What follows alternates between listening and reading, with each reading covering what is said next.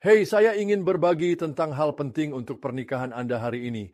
Jika saya bisa memberitahu Anda satu hal, jadi mari kita langsung ke renungan kita.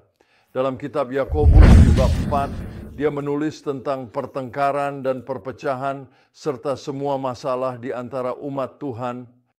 Dan ini dapat diterapkan pada pernikahan kita, hubungan antara suami dan istri serta orang tua dan anak, dalam hubungan keluarga kita, karena itu adalah hubungan terdekat yang kita miliki.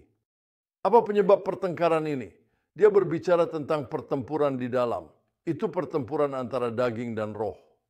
Kamu lihat, sifat lama yang kita miliki sering muncul dan mencoba mengambil alih, dan ada pertempuran antara roh yang tinggal di dalam kita dan daging yang beroperasi dengan kekuatan kita sendiri. James berbagi tentang cara mengatasi itu. Dia berbicara tentang pertempuran, bukan hanya daging, tetapi juga sistem dunia yang sangat bertentangan dengan firman Tuhan. Dan dia berbicara tentang pertempuran spiritual dengan iblis.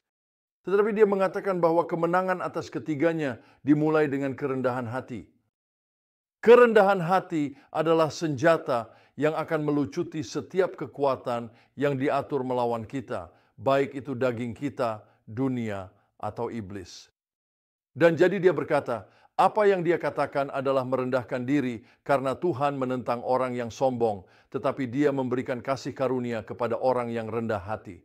Bagaimana Anda menyingkirkan semua argumen dan perpecahan ini? Bagaimana cara menghilangkan perselisihan yang terjadi di antara orang-orang ini? Jika semua orang mau merendahkan diri, hanya merendahkan diri. Tuhan akan memberikan rahmat. Saya temukan saat terlibat dalam pertengkaran besar adalah tidak ada rahmat sama sekali. Yang kita butuhkan adalah kasih karunia Tuhan. Kasih karunia Tuhan yang mengambil, membersihkan, dan menghilangkan semua keegoisan kita.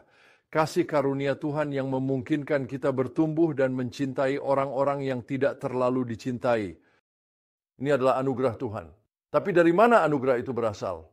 Itu berasal dari merendahkan diri.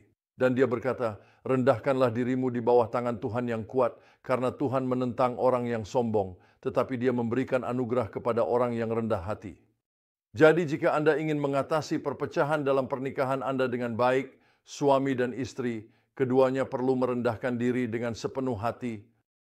Dan jika Anda ingin mengatasi masalah-masalah ini antara orang tua dan anak, harus ada banyak kerendahan hati ditunjukkan. Harus ada banyak kasih karunia diterapkan dan diberikan kepada orang lain. Dan kasih karunia itu datang ketika kita memiliki kerendahan hati di hati kita.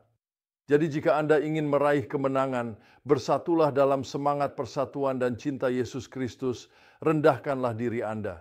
Dia akan meninggikan Anda dan mengangkat Anda pada waktunya.